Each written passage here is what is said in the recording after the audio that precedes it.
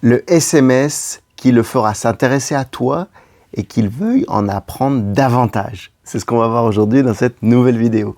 Tout d'abord, comme d'habitude, si tu n'es pas abonné à la chaîne YouTube Éclairage Amoureux, n'hésite pas à t'abonner. Tu y retrouveras plein d'autres vidéos, dont une vidéo dont je vais te reparler au point numéro 4, qui t'aidera également à savoir vraiment comment il va pouvoir s'intéresser à toi par SMS.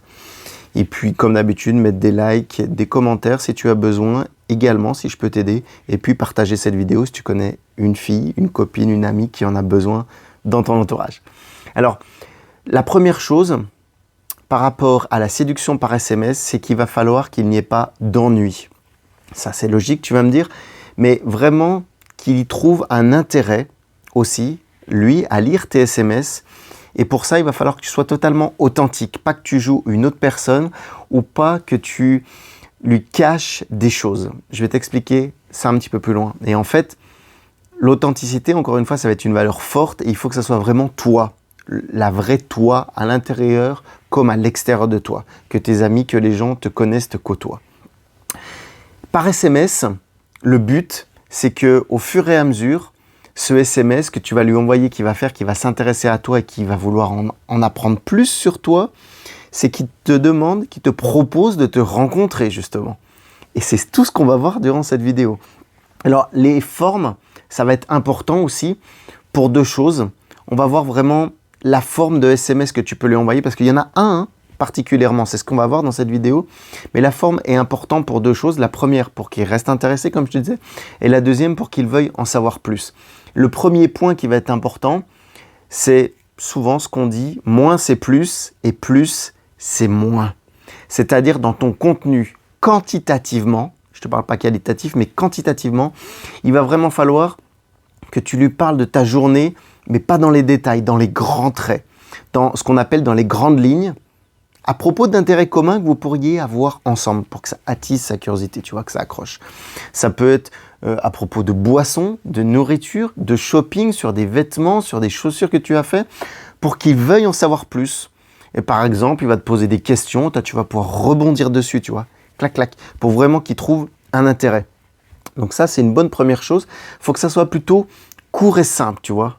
Quand je te dis moins c'est plus, c'est des SMS courts, raconte pas trop de choses, comme je te disais, va pas trop dans les détails. Mais toujours avec l'idée d'intérêt commun pour qu'il ait un réel intérêt à te répondre par rapport à ça. C'était la première chose. La deuxième chose, moi je l'ai noté comme ça, j'ai marqué que ça soit un texte plutôt accrocheur. Un texte accrocheur, c'est-à-dire que tu vas pas lui envoyer un SMS « Salut, comment ça va ?»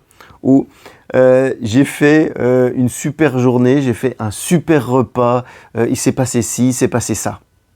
Il ne faut pas que ça soit quelque chose en fait d'exclamatif. Il faut que ça soit plutôt quelque chose sur un côté démonstratif pour que là encore une fois il ait de l'intérêt et de la curiosité à te répondre par rapport au message que tu lui envoies. Donc pas de message bateau, tu vois. Le troisième, c'est qu'il ne va pas falloir que tu lui fasses un deuxième envoi, une répétition. S'il ne répond pas, c'est peut-être qu'il n'est pas dispo tout simplement. Et au-delà de ça, quand tu lui envoies un SMS, tu vas avoir l'accusé de réception.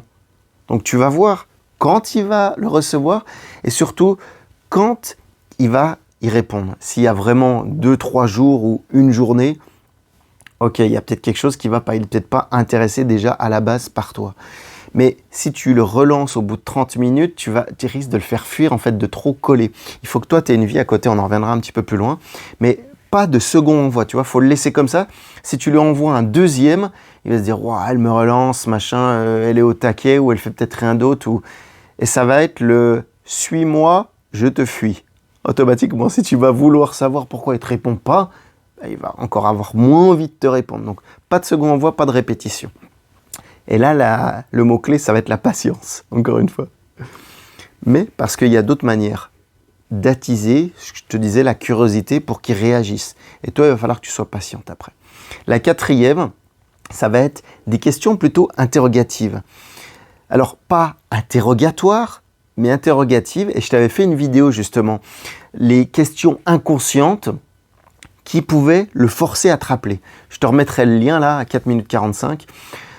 Pour que tu puisses retourner voir ces questions justement qui peuvent l'inciter, qui vont même le forcer à te rappeler. Parce que c'est des questions tu verras qu'ils vont automatiquement le forcer à te rappeler.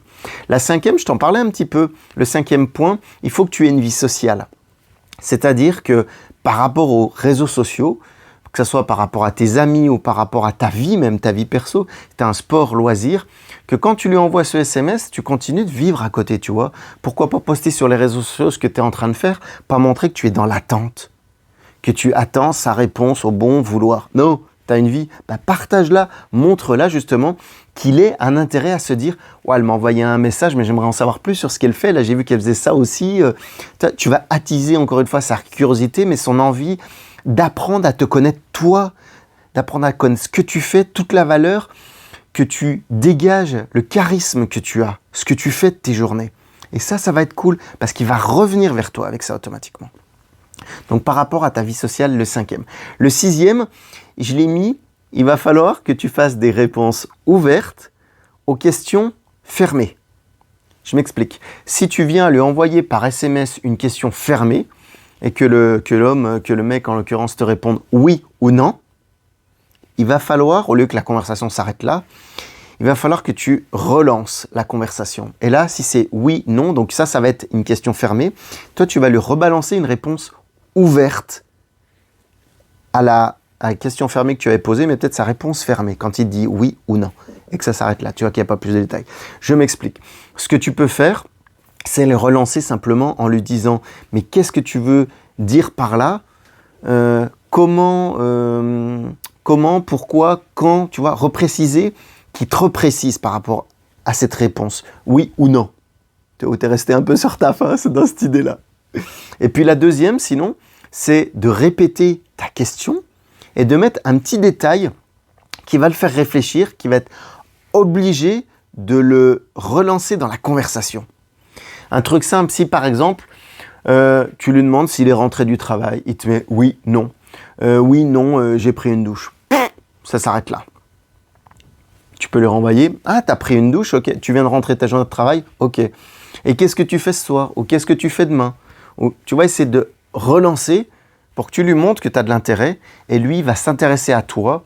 Après, tu vas pouvoir t'en rendre compte ou pas d'ailleurs. Et toi, qu'est-ce que tu fais de ça? Mais la discussion va repartir. Parce que des fois, on pose des questions maladroites qui sont un peu des questions fermées. Et automatiquement, la personne va te répondre oui ou non. Et ça va s'arrêter là.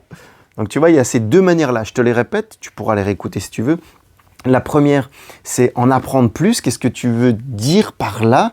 Ou sinon, répéter ta question et remettre un petit détail qui va le faire réagir. Également, dans la manière d'envoyer ton SMS, c'est le 7e point. J'ai noté comme ça. Trop d'emojis, tue l'emoji.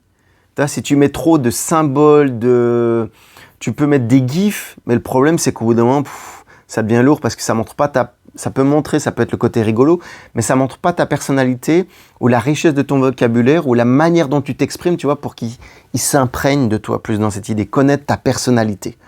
Les gifs c'est rigolo, mais il faut envoyer un ou deux parce que si tu en réponds que ça, la conversation au bout d'un moment, elle a plus d'intérêt, quoi. C'est rigolo 2 secondes, mais il faut aller au-delà. Donc tout ce qui est gif, emoji, tout ça, pas trop, parce que sinon, trop d'emoji, tu l'emoji. Et la dernière chose, c'est pourquoi pas dans ton SMS, lui envoyer une petite photo. Alors, une photo, pas une photo sexy ou quoi, mais une photo par exemple d'un lieu ou de toi en selfie où tu es, ce que tu fais. Encore une fois, peut-être que tu vas être au sport ou peut-être que tu vas faire un loisir, pour le faire réagir, tu vois. Et lui, il va te dire soit c'est sympa, ou soit j'aimerais bien faire ci avec ça, ou soit j'ai jamais fait, ou soit j'y ai pensé, tu vois. Mais ça va relancer la conversation.